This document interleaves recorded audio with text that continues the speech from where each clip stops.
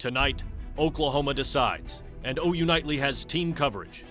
From the most bitter battle for governor in decades. The only business that is thriving under Governor Stitt's watch is his own. I know the truth. She's not lying to me. She's lying to you, the public. To the race for who will represent OU's campus in the State House. Really about getting that one-to-one endorsement from the voter.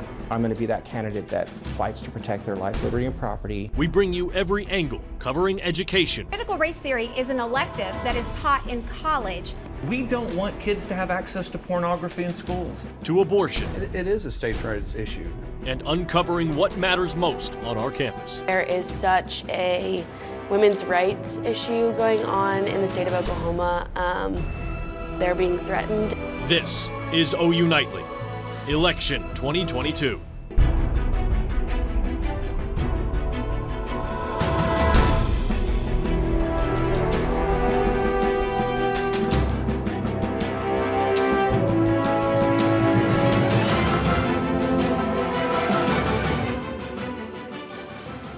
Welcome to this OU Nightly special report, our election coverage for the 2022 midterm elections. Good evening, I'm Dame Nasirals. And I'm Addie Crawford. Polls across the state closed just minutes ago at 7 o'clock on the dot. But an important reminder, all voters who are in line at 7 p.m. will be able to vote, and we are anxiously awaiting the first results to trickle into the newsroom. And as we do, let's check in with the watch parties for both candidates for governor.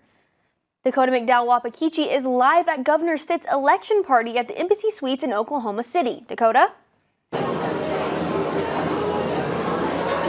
Yeah, I'm at the Embassy Suites on Northwest Expressway in Oklahoma City. Right now, as you can hear behind me, it's super loud. There's a lot of people. Right now in attendance, Representative Tom Cole, Representative Stephanie Bice, and even Senator James Langford. We've also had Secretary of Education Ryan Walters come through, who Gabriella Tumani will have more about in a little bit. I will definitely be reporting on Kevin Stitt's campaign here, and hopefully in a little bit, I know the polls closed just now, but we'll hear more in a little bit. Thanks, Dakota. Now let's check in with Cameron Joyner. She's live at Democrat Joy Hoffmeister's watch party in Oklahoma City.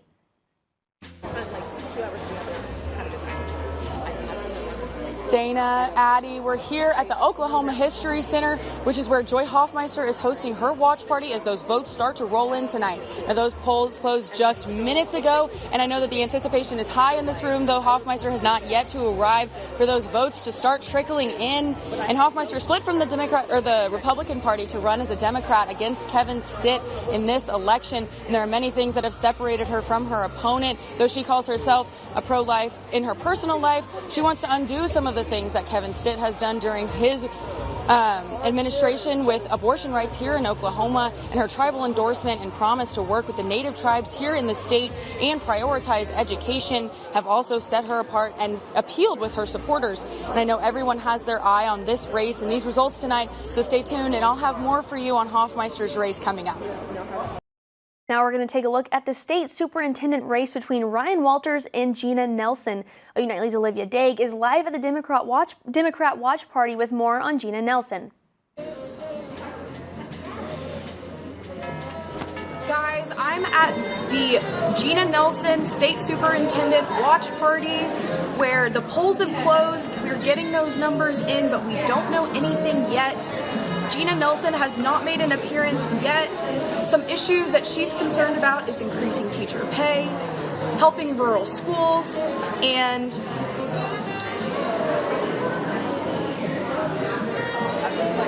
improving mental health for students. She opposes school vouchers, and she is endorsed by Joy Hoffmeister. That's all from me. Back to you guys in the studio. Thanks, Olivia. Now let's check in with OU Nightly's Gabriella Tumani, who is covering Republican candidate Ryan Walters. She is live at the Republican watch party. Gabriella?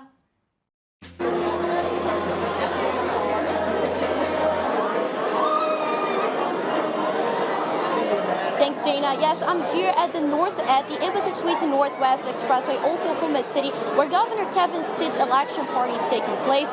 We can see here a lot of Republican candidates, including Republican incumbent Tom Cole. We also saw Congresswoman Stephanie Bice, as well as Senator James Langford. We were able to talk to Republican incumbent Tom Cole, and we just saw Ryan Walters entering the room, and we're still going to be updating you guys more about the upcoming election results.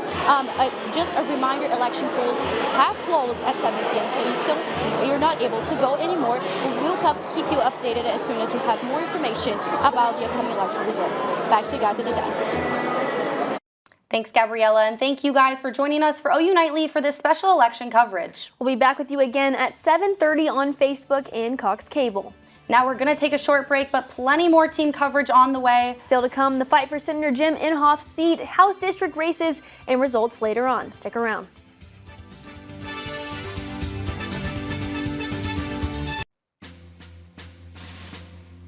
Thank you for joining us for this OU Nightly election update. Let's check in on the Oklahoma governor's race that we are getting the first numbers in on this race. As of now, Joy Hoffmeister is in the lead by 7 points. She's at 52%, and Governor Kevin Stitt is at 45%. Now note, numbers are still coming in, and these results can change. We'll keep you updated as we get new numbers. And although we haven't gotten numbers yet, Associated Press has projected both Republicans to win Oklahoma's 2 U.S. Senate seats.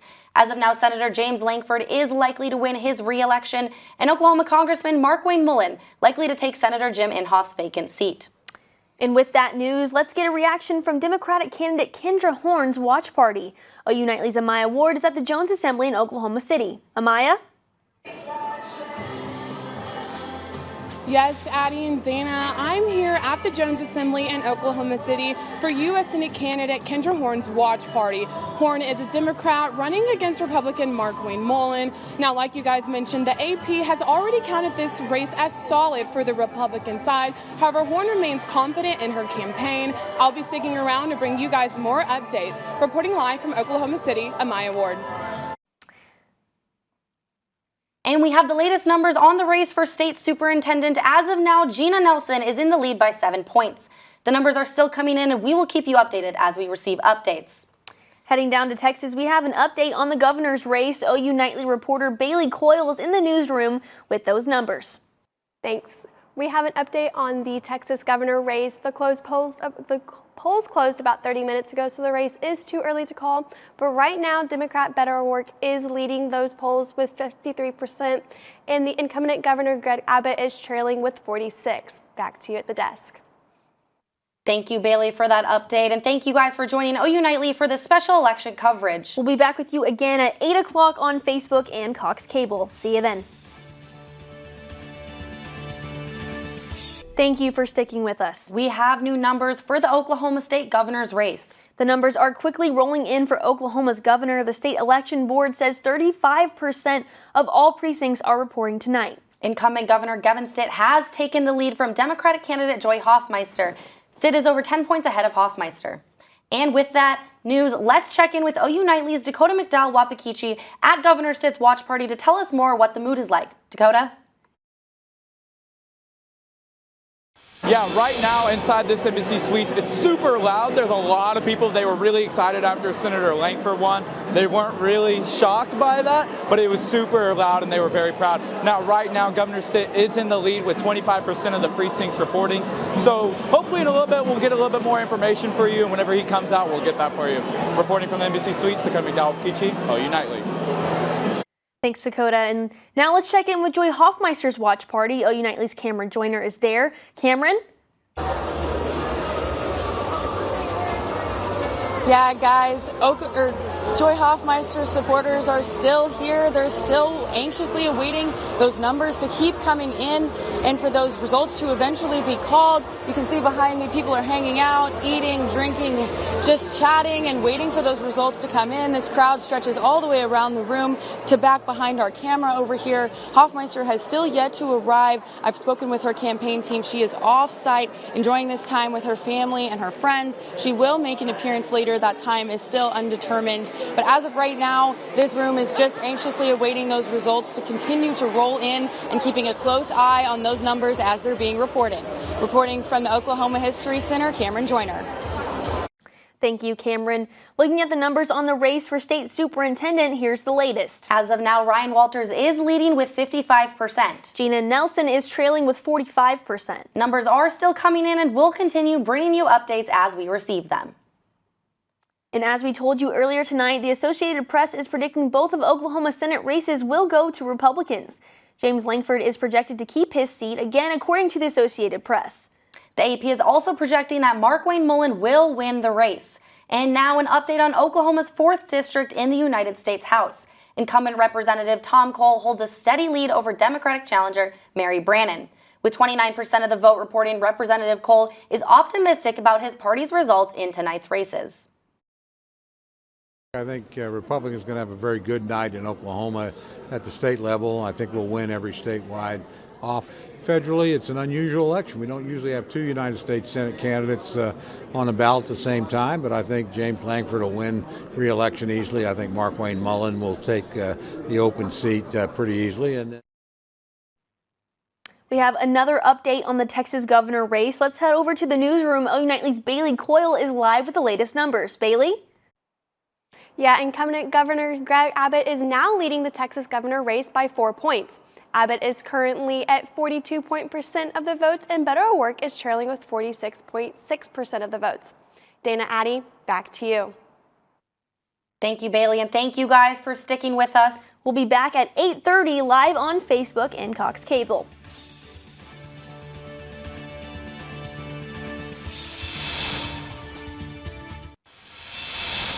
Welcome back to OU Nightly's special election coverage. Over 69% of the votes are in for the state of Oklahoma, and incumbent Governor Kevin Stitt's lead is growing. Democratic opponent Joy Hoffmeister is behind Stitt by more than 16%. Votes are being tallied for the Superintendent of Public Instruction, and it is neck and neck.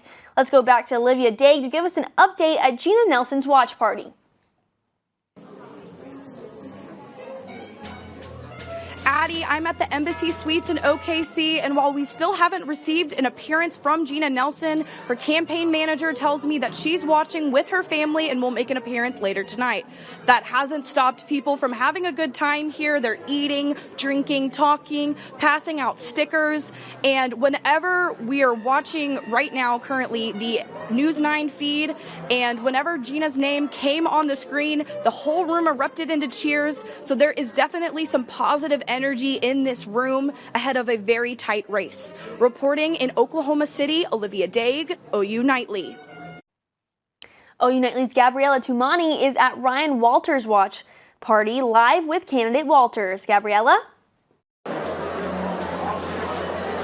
Thanks for sticking up with us here at OU Nightly for a special election coverage. We're here live from Oklahoma City at Governor Kevin Stitt's election watch party. I'm here with Republican candidate Ryan Walters, who's running for State Superintendent of Public Instruction against Democratic candidate Gina Nelson.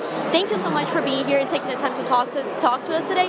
I just wanted you to talk to me a little about how you're feeling tonight. How do you feel seeing all these voters here supporting you and seeing that the numbers are really showing that, you know, you're ahead of Gina Nelson? Just talk to me a little about how you're feeling. Yeah, you know, this is a red wave.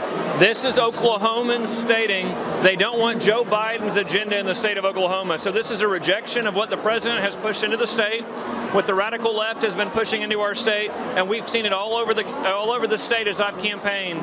Voters do not want that radical agenda in our state, and so you're seeing that tonight. It's a red wave.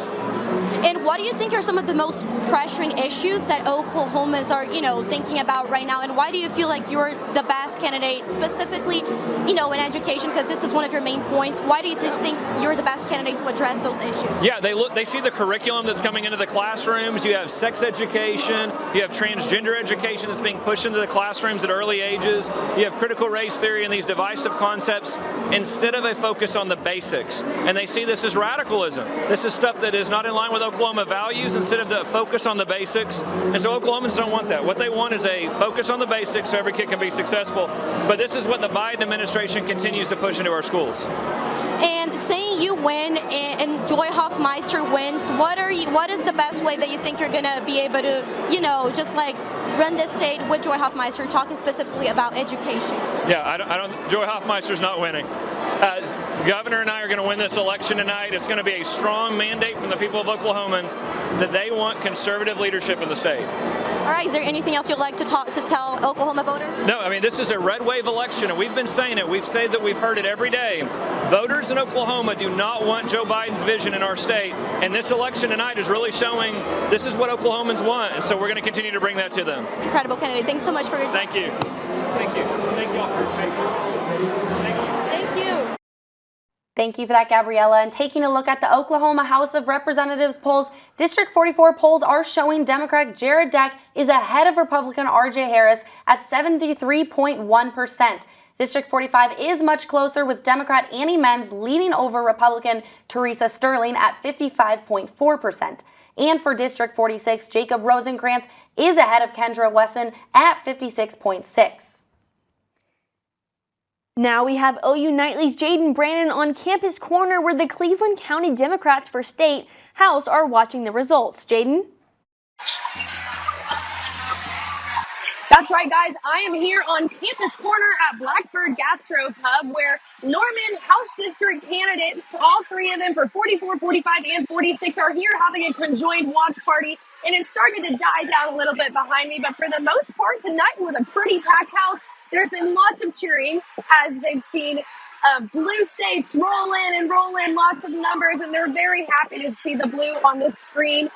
We haven't gotten any results for our three candidates yet. We have Jacob Rosenkrantz, Jared Deck, and Annie Menz. All three of them are here. They're mingling with their supporters, and it has been a pretty good crowd for them tonight. They're still here. There's plenty of food, drinks, mingling going on. People are starting to roll out a little bit, but we're still waiting on those results. So we'll be back with those as soon as we get them. Back to y'all. Thank you, Jaden. And so we've looked at the state. We're going to take a break from Oklahoma, and we're going to go to national. Coy Taylor is in the newsroom with more. Coy? Yes, Addie, we are continuing to watch the national picture, how it shapes up for Congress, the House, the U.S. House of Representatives, and the Senate race. Right now, we can project some governor's races. First, let's take a look at the Florida governor's race. Ron DeSantis against former Governor Charlie Crist. We can project Ron DeSantis to be the winner in that race, and he looks ahead to possibly a 2024 presidential bid for the Republican nomination against possibly former President Donald Trump. That will be well down the line. Let's focus on the midterm elections first. Now let's take a look at another governor's race a little closer here to home, up north in Kansas, just north of the Oklahoma border. Right now, Democrat Laura Kelly, the incumbent governor in Kansas right now, leading against Attorney General Derek Schmidt. He's a Republican candidate, and Laura Kelly won re-election back with the blue wave of the 2018 midterms, or won her first term. She's hoping to be re-elected to the governor's mansion there in Kansas. She's got a comfortable lead right now as we go, and let's move on to Virginia's 2nd congressional district.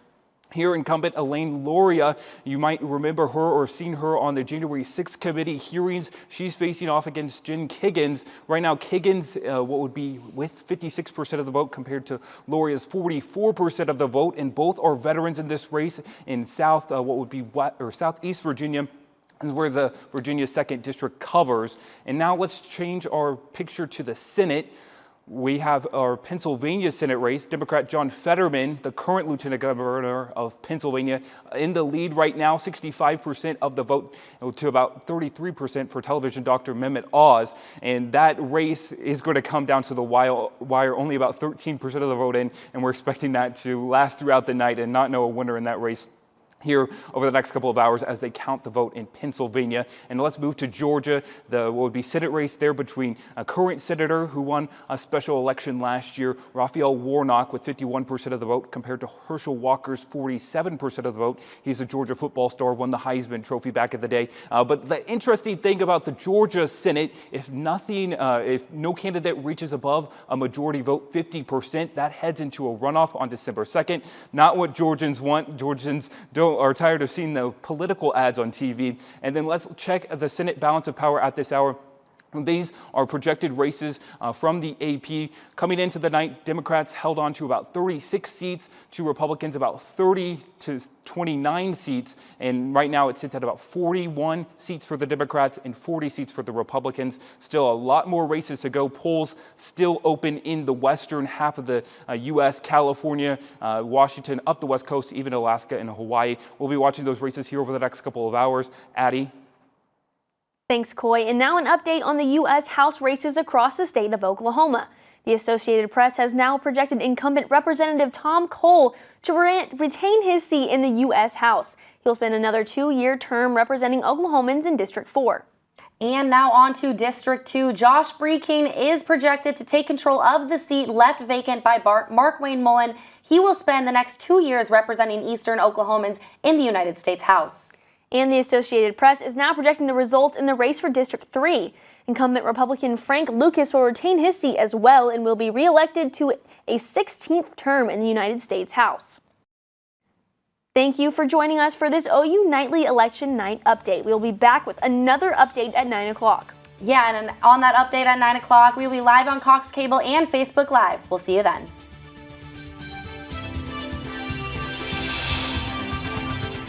Welcome back to OU Nightly's special election coverage. We begin with updated numbers for the race for Oklahoma's governor. 85% of the votes are in for the state of Oklahoma. We want to give you an update on where those numbers are standing. Governor Kevin Stitt retains his lead over Democrat Joy Hoffmeister. He is still 16 points ahead of Hoffmeister. And with that update, let's check in with OU Nightly's Dakota McDowell Wapakichi at Governor Stitt's watch party in Oklahoma City. Dakota?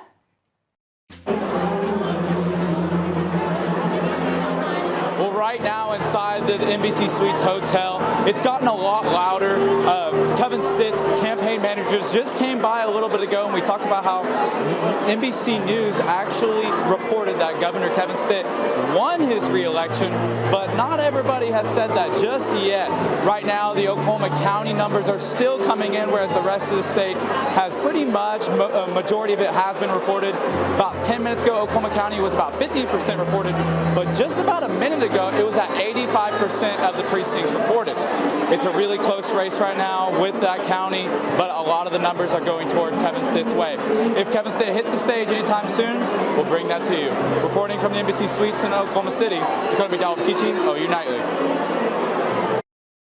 Thank you for that, Dakota. Now let's go back to Cameron Joyner, who is live at Joy Hoffmeister's watch party. Cameron? Yeah, guys, out here at the Oklahoma History Center, the vibe is still bustling and people are still hanging out and talking, despite Kevin Stitt being squarely in the lead at the moment. With the way that the polls are looking right now, those votes are still coming in, and the voters that I've talked to and the supporters here say that it's not over until it's over, and that seems to be the general consensus here, although her campaign team has paused interviews at the moment, and it seems like most of them have cleared out of the room. All of the supporters are still here, as you can see behind me. Everyone is still here watching in anticipation for those votes to continue rolling in. We did get word that Joy Hoffmeister is on her way here now. We will be staying and we will be bringing coverage of the speech that she gives and how she's feeling about the way that these numbers are rolling in. And like these voters said, it isn't over till it's over, so we will continue to bring these numbers to you. Reporting live from the Oklahoma History Center, Cameron Joyner, OU Nightly. Thank you, Cameron. Now let's check in with OU Nightly's Coy Taylor. He is live again in the newsroom with national updates. Coy? Thanks, Addie. We are watching some key races across the U.S. right now at this hour that's going to decide the balance of power in the Senate and the U.S. House of Representatives. But first, we'll start off with some governor's races. The Kansas governor's race, let's get a look at that. Our neighbors to the north here in Oklahoma, and Democrat Laura Kelly still holding on to a lead there with 60% of the vote for her over what would be current Attorney General of the state of Kansas, Derek Schmidt. He's about 38% of the votes. And let's move on to some what would be congressional races. First, the Virginia 2nd District. Here we have incumbent Lane Loria in what would be the seat there against what would be challenger Jen Kiggins. Kiggins leading with about 55% of the votes tallied so far to Lane Loria's 45%. And this is a key race, kind of a bellwether district in eastern Virginia. including Norfolk, where we have a naval base, U.S. naval base there, and Loria, the incumbent, served on the January 6th committee. So this is kind of a bellwether district, and if this district turns Republican, this looks like a pickup for the Republicans, and it looks like we could be riding a little bit of a red wave as we go throughout the evening. But this race still too close to call as we head past the what would be 9 p.m. hour here in the Central Time Zone. Let's move on to some key Senate races. We jump up to New Hampshire. Right now, incumbent Maggie Hassan will be served as governor before winning election in 2016 to Senate. She's up for re-election this year, and right now a slim lead, about 56% of the vote going to her, to Don Bolduc, a Army veteran, I should say. 42% of the vote for him will be Republicans. Saw this race as some building momentum in the final weeks as polls tightened. Maggie Hassan and the Democrats hoping to hold on to this seat and hold on to at least some control of the U.S. Senate as we go. So we move to Pennsylvania. This seat, no incumbent in this race, but we are monitoring John Fetterman, the current lieutenant governor of Pennsylvania, has a slim lead, 53% of the vote to him, a little bit under 1 million votes for him, to 44% for television Dr. Mehmet Oz. And this race, no incumbent in the race because the senator for this race is retiring, Pat Toomey, calling it quits, a Republican. So if the Democrats can pick up this, they have some options open for at least keeping control of the Senate. And we move to Georgia. This seat, Democrats didn't look so good in the final weeks, but Republicans saw momentum in Georgia, and they are riding that right now. Herschel Walker, with the tallied votes that we have counted, with just under 50%. And reminder, the Georgia Senate race, and if no candidate reaches above that majority 50% mark, I should say, then this heads to a runoff on December 2nd, which is close to the SEC championship game. So many Georgians, if they're watching the Georgia Bulldogs, who look like they are going to win the East, the SEC East, headed to that SEC championship game, could be flooded with some more political ads, just what they want down there in Georgia. And let's take a final look at the Senate balance of power map, as we've had some what would be key polling, or key states closing their polls on the West Coast here over the next couple of hours, but still polling opening in California as well as Hawaii. Democrats still hold a slight majority, but still a lot of seats to call, as we do have open polls in the West and still some races on the East Coast too close to call. That's the latest from right here in the newsroom. Let's send it back to the studio. Addie? Thanks, Coy. We have the latest numbers for the candidates running for the United States Senate seats in Oklahoma. Incumbent Republican James Lankford is projected to retain his seat in the U.S. Senate. He is currently leading challenger Madison Horn by 35 points. And Markwayne Mullin is projected to take over retiring Senator Jim Inhofe's seat in the U.S. Senate. He currently leads Democratic opponent Kendra Horn by nearly 30 points. And now we're going to check in over at Jaden Brannon. She is with the Democratic candidates for Oklahoma State House here in Norman, live at Blackbird on Campus Corner. Jaden, what can you tell us that's going on out there? That's right, guys. I'm still here at Blackbird on Campus Corner. Spirits are high. I've gotten to talk to some of the supporters that have ended up here, and they say that they were cautiously optimistic, and many of them were right to do so. We just found out that all three House District candidates, Jacob Rosecrans, Annie Mins, and Jared Deck, have all won their elections. Each just gave their speech, and they are so appreciative of all the support that they've had from volunteers, family, and so on.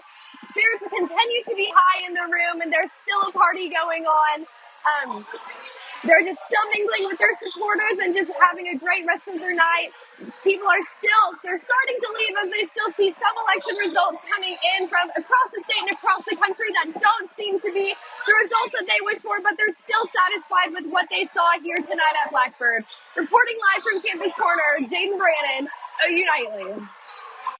Now let's take one last look at the latest numbers for the state superintendent race. 87% of the votes are with Ryan Walters, leading with 58%. He is currently 16 points ahead of Gina Nelson.